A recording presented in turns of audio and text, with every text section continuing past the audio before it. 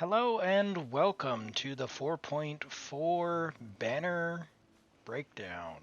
Phase 1 is finally here and we see who we have paired up with Nahida and xianyun.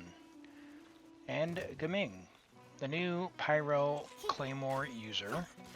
We also have the Animo princess herself who was trapped away, Farazan. And Noelle. So I think that this is a pretty decent banner to pair with a new Animo character. Although Farazan is also an Animo support, it does mean that she is unlocked from a banner with someone like Xiao and Wanderer, who would be your Animo DPSs, and you otherwise might not care to roll for in order to get Farazan constellations.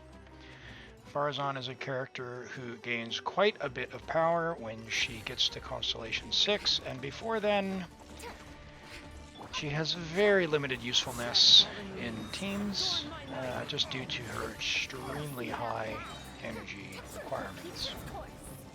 So I've got some background footage just showing Farazan herself. This is by no means indicative of her gameplay. Overall, this is just for fun, for silly, for the B-roll. But in addition to Farazan, we have Gaming, the new Pyro Claymore user, who will be focused on plunge attack, who will pair very nicely with xianyun, and Noelle. So if you haven't been playing that long and you don't have Noelle maxed out, it's a chance to get another Claymore user, Noelle, some constellations. She does get significantly stronger with constellations as well. She does alright as a 4-star before Constellation 6, but being able to get additional constellations is a nice bonus. So all in all, I'm fairly happy with this banner. And to have them running alongside with Nahida and xianyun, with two very desirable, I think, characters that I would enjoy pulling for either on any of my accounts, I think it's a nice way to treat players who want to have some good 4-stars to go along with that. On to the weapon banner. So of course we have the signature weapons for both Nahida and xianyun, but in addition to that we have quite a good showing of the sacrificial weapons. Now, sacrificial weapons aren't necessarily as strong or as versatile, I should say, as Favonius weapons. However, they are quite useful. Specifically, sacrificial fragments is an excellent choice for Nahida if you're not getting her signature. So if you're going for Nahida's signature and for some reason you lose out and you get a sacrificial fragments, in my book, you're in a pretty good spot. You're pretty set because that's an excellent choice for her, and also for Sucrose. So sacrificial fragments is a good choice overall, and while not necessarily as good as like Favonius Codex, if you're looking for xianyun, having a catalyst like that on banner is nice if you're going for either of the 5-star catalysts. Additionally, it's the first time in a while that we have the Lithic Spear on the banner. So if you're looking for that specific weapon, it is available to you on this banner as well. Sac Greatsword can be useful for someone like Navia, actually, get another use of her skill in an interesting use case, which is pretty helpful. And the Sacrificial Sword, while generally not preferred for someone like Xingqiu, it mainly finds use on Chi-Chi.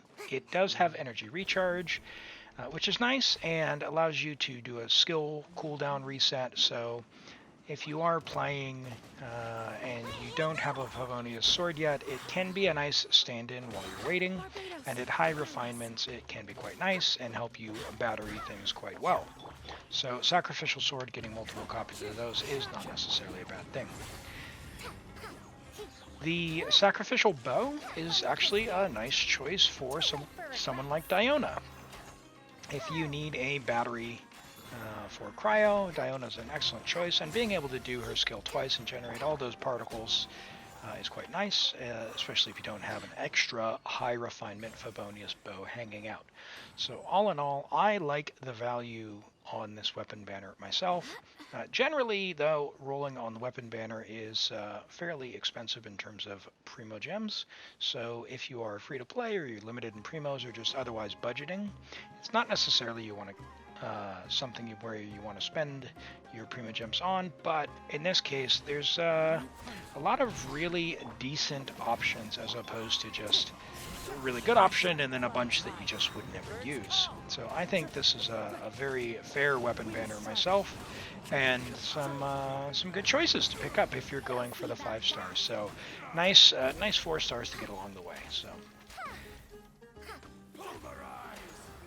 Whether you're wishing for xianyun or nahida, I wish you very good luck in this banner. I think this is a great start to 4.4. I am excited to wish for both nahida and for xianyun on this banner and try out the plunge attack gameplay. I hope that I will get a copy of Gaming to try out the plunging game style and pick up some extra copies of Farazan so that I can complete her Constellation 6. I am excited for this first phase of 4.4, and whoever you wish for, I wish you very good luck and safe travels. We'll catch you in the next one. Don't forget to like and subscribe, and happy wishing.